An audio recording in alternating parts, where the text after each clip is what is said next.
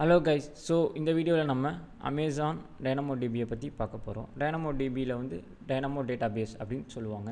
So it is a fully managed NoSQL service. NoSQL service னா unstructured, அதாவது structured-ஆ இருக்காது, unstructured-ஆ இருக்கணும். Difference between SQL and NoSQL என்னன்னா SQL பாத்தீங்கன்னா structured-ஆ கரெக்ட்டா எல்லாமே இருக்கணும். அதாவது first name, last name, age எல்லாமே structured-ஆ இருக்கணும். ஓகேவா? பட் ஆனா NoSQL அப்படி கிடையாது. அன்ஸ்ட்ரக்சர்டாக இருக்கலாம், எப்படி வேணால் நீங்கள் ஸ்டோர் பண்ணிக்கலாம். ஆனால் இந்த ஆர்டரில் தான் ஸ்டோர் பண்ணணும். அதாவது first name, last name, age, அதாவது ஸ்ட்ரிங்கு ஃபஸ்ட் நேம்னால் ஸ்ட்ரிங் இருக்கணும், ஏஜ்னால் நம்பர் இருக்கணும், ப்ரைமரி கீனா நம்பர்ஸ் ப்ளஸ் இது இருக்கலாம், ஆல்ஃபபெட்ஸ் இருக்கலாம். ஸோ இந்த மாதிரி ஓகேவா.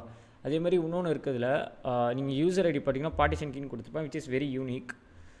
ஏன்னா ஜான் வில்லியம் 46 அதுவே 2 இருந்துச்சுன்னா அந்த யூனிக் கீயை வச்சு தான் நம்மளால் 2 பேரை வந்து டிஃப்ரென்ஷியேட் பண்ண முடியும், 2 ரோவை. அது ஒன்று இருக்குது. அதே மாதிரி NoSQL டேட்டாபேஸ் நல்லா பார்த்தீங்கன்னா they will scale only horizontally, vertically scale பண்ண மாட்டாங்க. அது ஒன்று புரிஞ்சுக்கோங்க.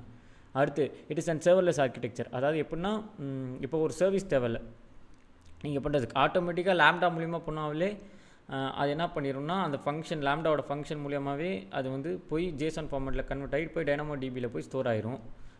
அதேமாதிரி ரிட்ரைவும் பண்ணலாம். ஓகேவா. So it is call serverless architecture. ஓகேவா.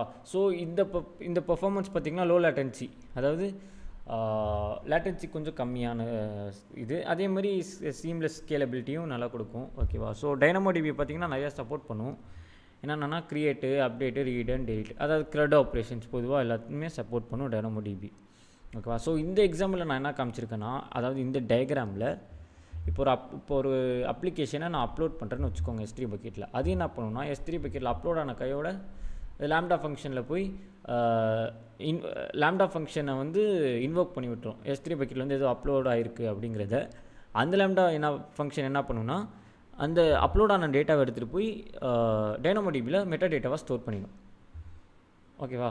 ஸோ அந்த மெட்டா டேட்டா என்ன பண்ணுன்னா, அதாவது ஸ்டோர் ஆன மெட்டா டேட்டா வந்து DynamoDBயை ரிட்ரைவ் பண்ணிடும். Because it's சர்வர்லெஸ்னோ.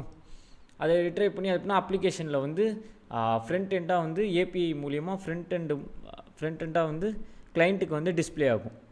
ஸோ இப்படி தான் வந்து DynamoDBயை நம்ம யூஸ் பண்ணுறாங்க. மோஸ்ட் காமன்லி எல்லா